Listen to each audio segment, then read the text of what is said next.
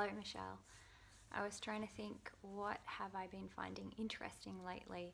I don't feel like I've got that much going on at the moment that I've had any new input or anything.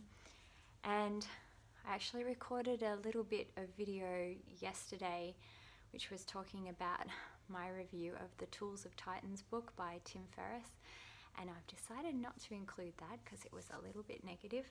But I thought what I have been really finding interesting recently are small things about art.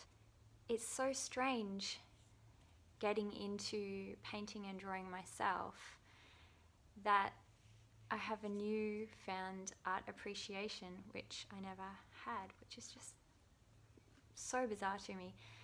So if I previously looked at a painting by Van Gogh or Monet or, you know, any painting really, any artwork, I basically judged it by how it made me feel. And sometimes I found it so interesting what they'd done and it made me feel something, and so I decided that I really liked it.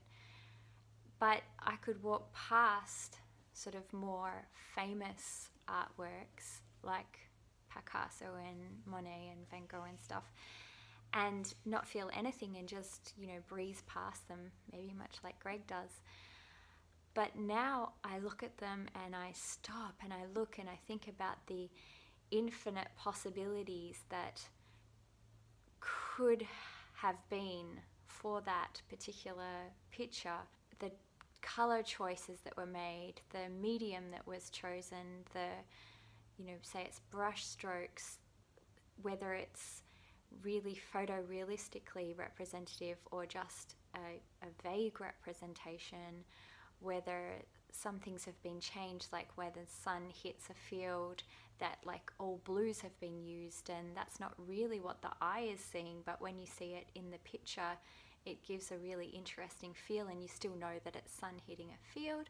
Like so many choices, so many decisions being made, and then, you know, yeah, like I said, infinite possibilities leading to this end visual product, which I'm really enjoying going over all of this art history, all of these visual work that I had only ever sort of glanced over in the past. I haven't been keeping up to date with this 365 days of art, but I was slowly plodding away on my fish, which I completed a couple of days ago, so I'm fairly happy with. I should probably put in a few more random fish so that it's not just the word. Maybe I'll do that later. And then the next one was draw someone you know from memory. So I decided to do this fella, and I had a lot of fun having an idea of, I feel like using purple now, I feel like using yellow now, and just going with where I felt like more lines needed to be, where I felt like a different color needed to be, and it was kind of an instinct thing and just really enjoying that. And then the next one, draw a collection of vegetables. So I did a veggie bouquet. It was meant to look like a bunch of flowers, but vegetables. So the next one I have to do is lines. So adding line details to this picture, the way that they've given some examples on the leaves there. So I'm thinking about how I might make that a bit interesting, because I'm not sure that that's maybe interesting enough to me as an exercise. So I'll have a think about that. So as you know, we have a marvellous spider in Australia called the Huntsman, and we had one hanging out in our lounge room for a while. It was quite big, the kids were a bit fascinated, there's Incy Wincy sort of thing, and he or she moved around the lounge room a bit. We'd come out in the morning, the spider would be in a completely different space, and then was gone for a while, and then came back and we were like, is it dead? It would be gone for a while again, the kids would be asking after it, and then we'd find it had moved into the dining room, so it was kind of, you know, gradually moving around the house. So the Huntsman is gone, the Huntsman is gone, the Huntsman is gone. Kids are asking after it, is it dead? Not sure, hopefully it's gone outside. go to check the Nespresso, like where it drops the capsules after they've been used today, because I, you know, every now and then give that a clean out, and there's like a big dead Huntsman lying amongst all the coffee capsules. And I'm just like, I don't even have words. I'm just saying, James, James, James, James, James, like this. And he has a look and he's like, oh, you know, maybe you've had spider blood in your coffee and maybe you've got superpowers now. So, yeah, I'm not sure if I'll be using that machine for a little while. Kind of, yeah, it's pretty gross. I'll link to this below, but I had read a while ago that cruise ships are actually really terrible for the environment, which is something that I hadn't known. We saw Thor. It was enjoyable, but at the same time very fluffy and silly, and I get really annoyed at movies, or maybe I should say angry. I think that's more powerful. I get really angry at movies when they hint at some sort of devastation, like human tragedy, even, you know, if it's not humans experiencing the tragedy, but human-like tragedy. So there's this scene in Thor where hundreds of people are getting killed, and there's another scene where people are going into a situation and being killed one at a time, and they make no mention of that ever again. I just think that's really wrong and strange, to even for something that might be a light-hearted movie, it might be an action movie, something like that. I think that was something that was wrong with the most recent Star Wars movies as well, that there just seemed to be sort of no gravitas to anything that was happening.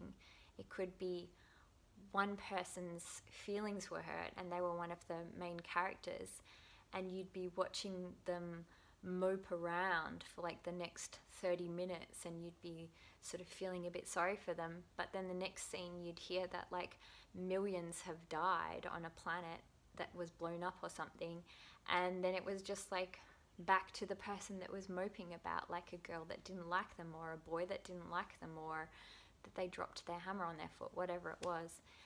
And I felt like Thor had that problem. It was mentioning that certain things were happening, and then that had no effect on anything at all. Why pretend to have a baddie or have a war or have potential catastrophe or anything when I saw what you meant about, I think you said, too much YTT humour, which I actually had to look up because I thought you were saying like some New Zealand phrase that I didn't know, but then I saw it was the director's name and it made sense. And I agree, because the director actually played one of the characters, and I thought there was way too much of that character in the movie. I felt like that character was that movie's Jar Jar Binks, essentially. I did see the movie The Big Sick, and I also hated it. It also made me really angry. I felt like it belittled the woman character. It just put the woman character in this really, really awful situation where it was like she had no agency. It was like the man wanted something and he was going to get something, and you know, you could, hopefully you can see how I might see the movie that way. In that sense, it was kind of playing into that male fantasy of, I really want a woman, and if only I can work on it hard enough or persist enough or convince her enough, then I will win her over, which I think is a really, really big problem in society. I also didn't like the main character. He, most of the time he was really quiet and we had no idea what he was thinking, and the movie didn't show us what he was thinking. He'd just like be watching something impassively and you'd have no idea. It was like quite a strange character, and I didn't find that likable at all. We didn't see him being good at communicating in some other way, like writing a really kind and thoughtful email to the woman that he really liked, or to a friend of his, or being shown in his comedy routines that he was really empathetic or interesting or anything. But we were just supposed to like him, because why? And I find that's another really big problem in movies that have a man as the lead character, where you're just supposed to like them for some reason. You also commented that I've never thrown a dud party, and I need to remind you about the party that I tried to throw at the apartment building where we lived in that kind of penthousey kind of apartment thing, a Christmas party where no one showed up. It was like a Christmas party for the building, and we like took over the atrium kind of area and no one came. I think there was one person walking back to their apartment on the ground floor, and Willow was like, "Come and have a beer with us," and he reluctantly did. I love that clip of Tandia singing. If it's ever suitable to ever say to Tandia or her sisters the following piece of, I don't know, I guess it's advice. If someone who's like in a position of authority or a greater power than you, like a teacher, or it could be anyone, tells you that you're not good at the thing that you want to do, or that you don't belong somewhere, or that you should give up on something, don't listen to them. Just do what you want to do, because that's what happened with my singing. Bye, I love you, bye, I love you, bye, I love you, bye, I love you, bye, I love you, bye.